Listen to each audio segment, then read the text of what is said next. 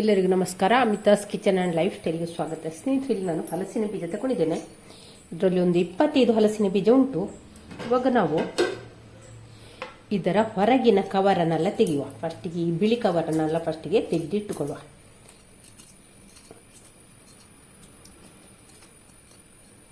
ನೋಡಿ, ಹೀಗೆ ಫಸ್ಟಿಗೆ ನೀಟಾಗಿ ಈ ಬಿಳಿ ಕವರನ್ನೆಲ್ಲ ಫಸ್ಟಿಗೆ ತೆಗೆದಿಟ್ಟುಕೊಳ್ಳುವ.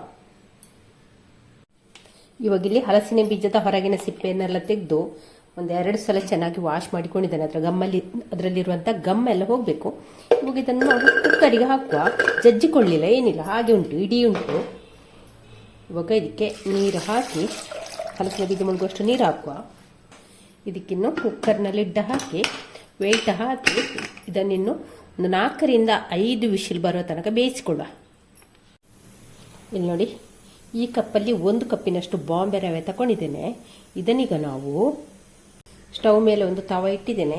ಅದಕ್ಕೆ ಈಗ ರವೆ ತಗೊಂಡ ಕಪ್ಪಲ್ಲಿ 2 ಕಪ್ಪಿನಷ್ಟು ನೀರನ್ನು ಇದಕ್ಕೆ ಹಾಕಿಕೊಳ್ಳುವ.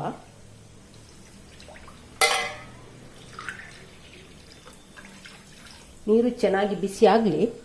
ಇದಕ್ಕೆ 1 ಸ್ಪೂನ್ನಷ್ಟು ಕೊಬ್ಬರಿ ಎಣ್ಣೆಯನ್ನು ಹಾಕ್ತಾ ಇದ್ದೇನೆ. ರುಚಿಗಾಗುವಷ್ಟು ಉಪ್ಪು, ಕಲ್ಲುಪ್ಪನ್ನು ಹಾಕ್ತಾ ಇದ್ದೇನೆ. ಇವಾಗ ನೋಡಿ, ನೀರು ಕುದಿಲಿಕ್ಕೆ ಸ್ಟಾರ್ಟ್ ಆಯಿತು.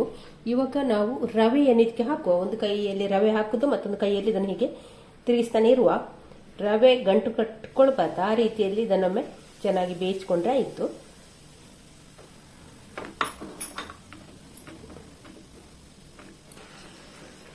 ಕಡಿಮೆ ಉರಿಯಲ್ಲಿ ಒಮ್ಮೆ ಚೆನ್ನಾಗಿ ಇದನ್ನೊಮ್ಮೆ ಬೇಯಿಸ್ಕೊಳ್ಳುವ. ಎಲ್ಲವನ್ನು ಕೂಡ ಚೆನ್ನಾಗಿ ಮಿಕ್ಸ್ ಆಗಬೇಕಿದ್ದು. ರವೆ ನೀರಲ್ಲಿ ಚೆನ್ನಾಗಿ ಮಿಕ್ಸ್ ಆಗಿದೆ. ಹಾಗೆ ಉರಿಯನ್ನು ಕೂಡ ಕಡಿಮೆ ಇಟ್ಟುಕೊಳ್ಬೇಕು. ನೋಡಿ, ಚೆನ್ನಾಗಿ ಮಿಕ್ಸ್ ಆಗಿದೆ.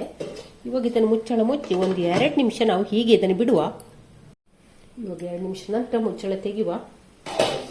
ನೋಡಿ, ರವೆ ಕೂಡ ಬೆಂದಿದೆ, ಹಾಗೆ ಗಟ್ಟಿ ಕೂಡ ಆಗಿದೆ. ನೋಡಿ, ರವೆ ಬೆಂದಿದೆ, ಹಾಗೆ ಇಲ್ಲಿ ರವೆ ಕೂಡ ಗಟ್ಟಿಯಾಗಿದೆ. ನೋಡಿ, ಹಾಗೆ ಇನ್ನೊಂದು ಸ್ವಲ್ಪ ಗಟ್ಟಿ ಆಗಬೇಕು. ಹಾಗೆ ಚೆನ್ನಾಗಿ ಮಗುಚಿಕೊಳ್ಳುವ. ಚೆನ್ನಾಗಿ ಬೇಯಬೇಕಿದ್ದು. ನೋಡಿ, ಚೆನ್ನಾಗಿ ಮಿಕ್ಸ್ ಆಯ್ತಲ್ಲ. ಇವಾಗ ನೋಡಿ, ಈ ರೀತಿಗೆ ಬರಬೇಕು. ನೋಡಿ, ಹೀಗೆ ಗಟ್ಟಿಗೆ ಬರಬೇಕು. ಹೀಗೆ ನೋಡಿ, ಈ ರೀತಿ ಬರಬೇಕು. ಆ ತನಕ ನಾವು ಇದನ್ನು ಬೇಯಿಸ್ಕೊಳ್ಬೇಕು. ನೋಡಿ, ಈಗ ಒಂದು ಮುದ್ದೆಗೆ ಬರಬೇಕು. ನೋಡಿ, ಹೀಗೆ ಸೌಟಲ್ಲಿ ಹೀಗೆ ನೋಡಿ, ಈ ರೀತಿ ಬರಬೇಕು. ಅಷ್ಟರ ತನಕ ನಾವು ಇದನ್ನು ಬೇಯಿಸ್ಕೊಂಡ್ರೆ ಆಯಿತು. ಇವಾಗ ನಾನು ಸ್ಟವ್ ಆಫ್ ಮಾಡಿದ್ದೇನೆ. ಸ್ಟವ್ ಆಫ್ ಮಾಡಿದ ನಂತರ ಸಹ ಒಮ್ಮೆ ಚೆನ್ನಾಗಿ ಮಿಕ್ಸ್ ಮಾಡುವ. ಇದನ್ನು ಸ್ಟವ್ ಆಫ್ ಮಾಡಿದ ನಂತರ ಕೂಡ ಚೆನ್ನಾಗಿ ಇದನ್ನು ಹೀಗೆ ಮಿಕ್ಸ್ ಮಾಡಬೇಕು. ಅಂದರೆ ಈ ರವೆಯನ್ನು ಹದಪರಿಸಬೇಕು. ಹೀಗೆ ಚೆನ್ನಾಗಿ ಹೀಗೆ ನಾದಿಕೊಳ್ಬೇಕು, ಬಿಸಿ ಇರುವಾಗಲೇ. ಸೌಟಲ್ಲಿ ಇಲ್ಲ ಲೋಟದಲ್ಲಿ ಎಲ್ಲ ಮಾದಿಸ್ಕೊಳ್ಬೋದು. ಇವಾಗ ಇಲ್ಲಿ ರವೆ ಸ್ವಲ್ಪ ತಣ್ಣಗಾಗಿದೆ. ಇವಾಗ ಇದಕ್ಕೆ ಒಂದು ಸ್ವಲ್ಪ ಎಣ್ಣೆ ಹಾಕುವ. 1 ಟೀ ಸ್ಪೂನಷ್ಟು ಸ್ವಲ್ಪ ಎಣ್ಣೆ ಹಾಕುವ. ಎಣ್ಣೆ ಹಾಕಿ ಒಮ್ಮೆ ಚೆನ್ನಾಗಿ ಇದನ್ನೊಮ್ಮೆ ನಾದಿಕೊಳ್ಳುವ. ಸಾಫ್ಟ್ ಮಾಡಬೇಕು ಈ ಹಿಟ್ಟನ್ನು. ನಾವು ಚಪಾತಿಗೆ ಎಲ್ಲ ಕಲಿಸ್ತೇವಲ್ಲ, ಹಿಟ್ಟನ್ನು ಮಾಡಿಕೊಳ್ತೇವಲ್ಲ, ಅದೇ ರೀತಿ ಮಾಡಿಕೊಂಡ್ರೆ ಆಯಿತು. ಸ್ವಲ್ಪ ತೆಗೆದು ಚೆನ್ನಾಗಿ ಹೀಗೆ ಹಾಕುವ.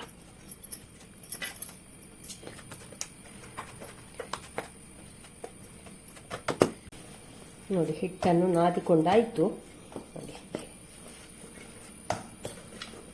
ಇಲ್ಲಿ ರವೆಯನ್ನು ಚೆನ್ನಾಗಿ ನಾದಿಕೊಂಡಾಯಿತು. ಚಪಾತಿ ಹಿಟ್ಟಿನ ಥರ ಕಲಸಿಟ್ಟಿದ್ದೇವೆ.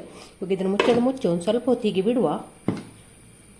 ಹಲಸಿನ ಬೀಜವನ್ನು ಒಂದು 6 ವಿಶಿಲ್ ಹಾಕಿ ಬೇಯಿಸ್ಕೊಂಡಿದ್ದೇನೆ. ಇವಾಗ ಇದನ್ನೆಲ್ಲ ಕಟ್ ಮಾಡಿಕೊಳ್ಳೋ. ಒಂದು 3 ಭಾಗ ಮಾಡಿಕೊಳ್ಳೋ ಹಲಸಿನ ಬೀಜವನ್ನೆಲ್ಲ. ಎಲ್ಲವನ್ನು ಕೂಡ ಹೀಗೆ ಕಟ್ ಮಾಡಿ ಇಟ್ಟುಕೊಳ್ಳೋ. ಹಲಸಿನ ಬೀಜವನ್ನೆಲ್ಲ ಕಟ್ ಮಾಡಿಕೊಂಡಾಯಿತು. ಇವಾಗ ಇದನ್ನು ನಾವು ಮಿಕ್ಸರ್ ಜಾರಿಗೆ ಹಾಕಿಕೊಳ್ಳೋ. ಈಗ ಮಿಕ್ಸರ್ ಜಾರ್ ಮುಚ್ಚಳ ಹಾಕಿ ಪಲ್ಸ್ ಮೋಡಲ್ಲಿ ತರಿ ಮಾಡಿಕೊಂಡು ಬರುವ. ಇದನ್ನು ಹಲಸಿನ ಬೀಜವನ್ನು ಪಲ್ಸ್ ಮೂಡಿಗೆ ಹಾಕಿ ಈ ರೀತಿ ಮಾಡಿಕೊಂಡಿದ್ದೇನೆ. ನೋಡಿ, ತುಂಬ ನಯ ಮಾಡಲಿಕ್ಕಿಲ್ಲ, ಹೀಗೆ ತರಿ ಮಾಡಿಕೊಂಡ್ರೆ ಆಯಿತು. ಇವಾಗ ಇದನ್ನು ನಾವು ಪಕ್ಕಕ್ಕೆ ಇಟ್ಟುಕೊಳ್ಳುವ. ಸ್ಟವ್ ಮೇಲೆ ಒಂದು ತವವನ್ನು ಇಟ್ಟಿದ್ದೇನೆ. ಅದಕ್ಕೀಗ 1 ಟೇಬಲ್ ಸ್ಪೂನ್ನಷ್ಟು ಕೊಬ್ಬರಿ ಎಣ್ಣೆಯನ್ನು ಹಾಕಿಕೊಳ್ಳುವ. ಅದಕ್ಕೀಗ ಸಾಸಿವೆ ಹಾಕ್ತಾ ಇದ್ದೇನೆ. ಸಾಸಿವೆ ಚಟಪಟ ಅಂತ ಹೇಳ್ತುಂಟು. ಆ ಹೊತ್ತಿಗೆ ಜೀರಿಗೆ ಹಾಕ್ತಾ ಇದ್ದೇನೆ. ಇಲ್ಲಿ ಚಿಕ್ಕದಾಗಿ ಕಟ್ ಮಾಡಿ ಇಟ್ಟುಕೊಂಡಂಥ 2 ಕಾಯಿ ಮೆಣಸು, ಅದನ್ನು ಕೂಡ ಈ ಒಗ್ಗರಣೆಗೆ ಸೇರಿಸ್ತಾ ಇದ್ದೇನೆ.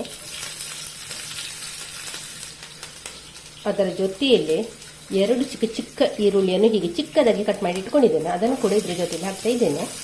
ಮಾಡಿಕೊಂಡಂಥ ಕರಿಬೇವನ್ನು ಕೂಡ ಹಾಕ್ತಾ ಇದ್ದೇನೆ. ಹಾಕಿ ಇದನ್ನು ಚೆನ್ನಾಗಿ ಫ್ರೈ ಮಾಡುವ. ಈರುಳ್ಳಿ ಒಂದು ಸ್ವಲ್ಪ ಕೆಂಪಗಾಗಬೇಕು, ಆ ರೀತಿ ಇದನ್ನು ಫ್ರೈ ಮಾಡಿದರೆ ಆಯಿತು. ಈರುಳ್ಳಿ ಒಂದು ಸ್ವಲ್ಪ ಟ್ರಾನ್ಸ್ಪರೆಂಟ್ ಆಗಿದೆ. ಆ ಹೊತ್ತಿಗೆ ಇಲ್ಲಿ ನಾನೀಗ 1 ಸ್ಪೂನ್ನಷ್ಟು ಶುಂಠಿ ಬೆಳ್ಳುಳ್ಳಿ ಪೇಸ್ಟನ್ನು ಕೂಡ ಹಾಕ್ತಾ ಇದ್ದೇನೆ. ಸ್ವಲ್ಪ ಜಜ್ಜಿಕೊಂಡಿದ್ದೇನೆ ಅಷ್ಟೇ. ನೀವು ಕಟ್ ಮಾಡಿ ಬೇಕಾದರೂ ಹಾಕ್ಬೋದು, ಇಲ್ಲ ಇದ್ದಿದ್ರೆ ಪೇಸ್ಟ್ ಕೂಡ ಹಾಕ್ಬೋದು. ಇಲ್ಲ ನಾನು ಸ್ವಲ್ಪ ಕ್ರಷ್ ಮಾಡಿಕೊಂಡಿದ್ದೇನೆ, ಅದನ್ನು ಕೂಡ ಹಾಕಿ ಒಮ್ಮೆ ಚೆನ್ನಾಗಿ ಫ್ರೈ ಮಾಡುವ. ಇಲ್ಲಿ ನೋಡಿ ಈರುಳ್ಳಿ ಎಲ್ಲ ಕೆಂಪಗಾಗ್ತಾ ಬಂತು. ಆ ಹೊತ್ತಿಗೆ ನಾನಿಲ್ಲಿ ಈರುಳ್ಳಿ ಕೆಂಪಗಾಗುವಾಗ ಇಲ್ಲಿ ಇಂಗಿನ ಪೌಡ್ರನ್ನು ಹಾಕಿಕೊಳ್ಳುವ. ಗಟ್ಟಿ ಇಂಗು ಸಹ ಹಾಕಿಕೊಳ್ಬೋದು.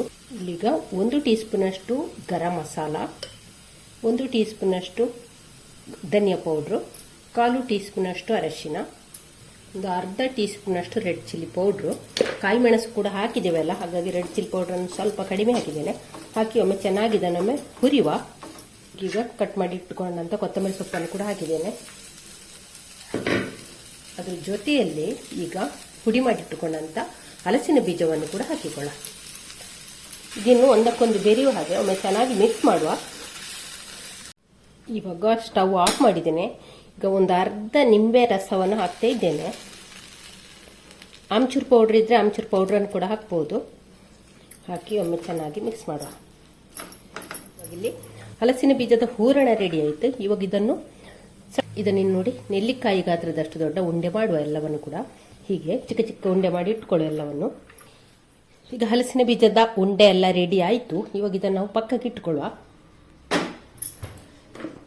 ಇಲ್ಲಿ ನೋಡಿ ಕನಕ ಯಾವ ರೀತಿ ಆಗಿದೆ ನೋಡಿ. ಇವಾಗ ಇದನ್ನು ಇನ್ನೊಂದು ಸ್ವಲ್ಪ ನಾದಿಕೊಳ್ಳುವ.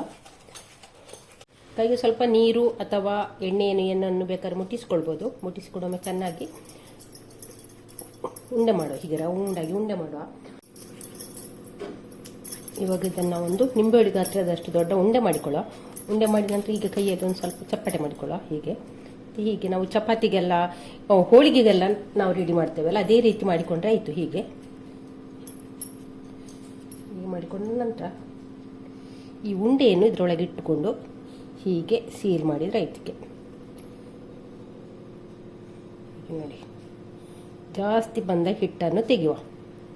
ಈಗ ನೋಡಿ ತುಂಬ ದಪ್ಪಕ್ಕೆ ಬೇಡ, ಜಾಸ್ತಿ ಬಂದ ಹಿಟ್ಟನ್ನು ತೆಗೆದು ಹೀಗೆ ರೌಂಡ್ ಮಾಡಿದರೆ ಆಯ್ತು. ನೋಡಿ ನೋಡಿ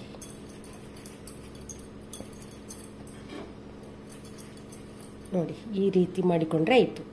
ಎಲ್ಲವನ್ನು ಕೂಡ ಇದೇ ರೀತಿ ಮಾಡಿಕೊಳ್ಳುವ. ನೋಡಿ ಈ ರೀತಿ ಉಂಡೆ ಮಾಡಿ ಇಟ್ಟುಕೊಂಡಿದ್ದೇನೆ. ಇನ್ನಿದ್ದನ್ನು ನಾವು ಇವಾಗ ಸ್ಟವ್ ಮೇಲೆ ಒಂದು ತವವನ್ನು ಇಟ್ಟಿದ್ದೇನೆ. ಅದಕ್ಕೆ ಈಗ 1 ಟೇಬಲ್ ಸ್ಪೂನ್ ಅಷ್ಟು ಕೊಬ್ಬರಿ ಎಣ್ಣೆಯನ್ನು ಹಾಕಿದ್ದೇನೆ. ಈಗ ಒಂದು ಅರ್ಧ ಟೀ ಸ್ಪೂನ್ ಅಷ್ಟು ಜೀರಿಗೆಯನ್ನು ಹಾಕಿಕೊಳ್ಳುವ. ಸಾಸಿವೆಯನ್ನು ಕೂಡ ಹಾಕ್ತಾ ಇದ್ದೇನೆ.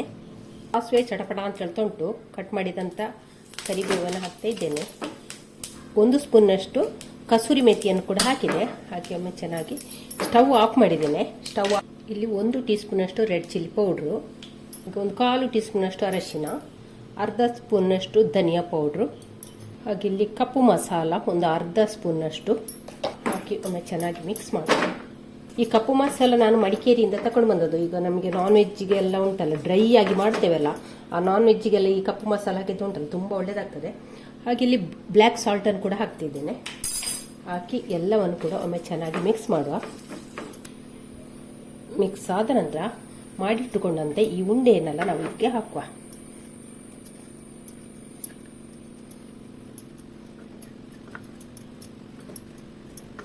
ಹಾಕಿ ಒಮ್ಮೆ ಹಗುರವಾಗಿ ಇದನ್ನು ಎಲ್ಲ ಕಡೆ ಕೂಡ ಸ್ಪ್ರೆಡ್ ಆಗುವ ರೀತಿ ಹೀಗೆ ನಾವು ತಿರುಗಿಸುವ. ಈ ಮಸಾಲೆ ಎಲ್ಲ ಉಂಡೆಗೆ ಕೂಡ ಇದು ತಾಗಬೇಕು. ಆ ರೀತಿ ಇದನ್ನು ನಾವು ಇವಾಗ ನಾನು ಸ್ಟವ್ ಆನ್ ಮಾಡಿದ್ದೇನೆ. ಹಾಗೆ ಸಿಮ್ಮಲ್ಲಿ ಇಟ್ಕೊಂಡಿದ್ದೇನೆ. ಇನ್ನು ಇದನ್ನು ಸಿಮ್ಮಲ್ಲಿ ಇಟ್ಟುಕೊಂಡು ಹೊರಗಿನ ಸೈಡ್ ಎಲ್ಲ ಕ್ರಿಸ್ಪಿ ಆಗಬೇಕು. ಆ ರೀತಿ ನಾವು ಇದನ್ನು ರೋಸ್ಟ್ ಮಾಡಿಕೊಂಡ್ರೆ ಆಯಿತು. ಇದನ್ನು ನಮಗೆ ಬ್ರೇಕ್ಫಾಸ್ಟಿಗೆ ಉಪಯೋಗಿಸ್ಕೊಳ್ಬೋದು, ಇಲ್ಲ ಈವ್ನಿಂಗ್ ಸ್ನ್ಯಾಕ್ಸಿಗೆ ಕೂಡ ಉಪಯೋಗಿಸ್ಕೊಳ್ಬೋದು. ಬಿಸಿ ಬಿಸಿ ತಿಂದರೆ ಉಂಟಲ್ಲ, ಅದರ ಮಜನೇ ಬೇರೆ. ಅಷ್ಟು ಸೊಗಸಾದ ಒಂದು ರೆಸಿಪಿ. ಹೊರಗಿಂದ ಕ್ರಿಸ್ಪಿಯಾಗಿ ಒಳಗಿಂದ ಸಾಫ್ಟಾಗಿ ತುಂಬಾ ಒಳ್ಳೆಯದಿದೆ. ನೀವು ಕೂಡ ಒಂದ್ಸಲ ಟ್ರೈ ಮಾಡಲೇಬೇಕಾದಂಥ ರೆಸಿಪಿ. ನೋಡಿ ಸ್ನೇಹಿತರೆ, ಹಲಸಿನ ಬೀಜದ ಹೊಸತನದ ಹೊಸ ರುಚಿ ಎಷ್ಟು ಚೆನ್ನಾಗಿ ಬಂದಿದೆ ಅಂದರೆ ತುಂಬಾ ಚೆನ್ನಾಗಿ ಬಂದಿದೆ. ನೀವು ಕೂಡ ಒಂದ್ಸಲ ಟ್ರೈ ಮಾಡಲೇಬೇಕಾದಂಥ ರೆಸಿಪಿ. ಹಾಗೇ ವಿಡಿಯೋ ಇಷ್ಟ ಆದರೆ ಲೈಕ್, ಶೇರ್, ಕಮೆಂಟ್ ಮಾಡಿ. ಚಾನಲ್ಗೆ ಯಾರಾದರೂ ಹೊಸಬ್ರು ಇದ್ರೆ ಪ್ಲೀಸ್ ಸಬ್ಸ್ಕ್ರೈಬ್ ಮಾಡಿಕೊಂಡು ಚಾನಲನ್ನು ನೋಡಿ. ಥ್ಯಾಂಕ್ ಯು ಸ್ನೇಹಿತರೆ. ಇವಾಗ ಒಂದನ್ನು ಕಟ್ ಮಾಡಿ ನೋಡುವಲ್ಲ, ಇದನ್ನು ನಮಗೆ ಉಂಟಲ್ಲ ಚಟ್ನಿ ಜೊತೆ ತಿನ್ಬೋದು, ಇಲ್ಲ ಅಂತೆಯೇ ತಿನ್ಬೋದು, ಇಲ್ಲ ಟೊಮೆಟೊ ಕೆಚಪ್ ಜೊತೆ ಕೂಡ ತಿನ್ಬೋದು. ತುಂಬಾ ಸೊಗಸಾದ ಒಂದು ರೆಸಿಪಿ ನೋಡಿ. ತುಂಬಾ ಹೆಲ್ದಿಯಾದ ಮತ್ತು ಸೊಗಸಾದ ರೆಸಿಪಿ ಈ ರೀತಿ ಬರ್ತದೆ ನೋಡಿ. ಹೀಗೆ ಇದನ್ನು ಕೆಚಪ್ ಜೊತೆ ತಿನ್ಬೋದು, ಚಟ್ನಿ ಜೊತೆ ತಿನ್ಬೋದು, ಇಲ್ಲ ಅಂತೆಯೇ ಕೂಡ ತಿನ್ಬೋದು. ತುಂಬಾ ಒಳ್ಳೆಯದಾಗ್ತದೆ. ನೀವು ಕೂಡ ಒಂದ್ಸಲಿ ಟ್ರೈ ಮಾಡಲೇಬೇಕಾದಂಥ ರೆಸಿಪಿ. ಹಾಗೆ ವಿಡಿಯೋ ಇಷ್ಟ ಆದರೆ ಲೈಕ್, ಶೇರ್, ಕಮೆಂಟ್ ಮಾಡಿ. ಥ್ಯಾಂಕ್ ಯು ಸ್ನೇಹಿತರೆ.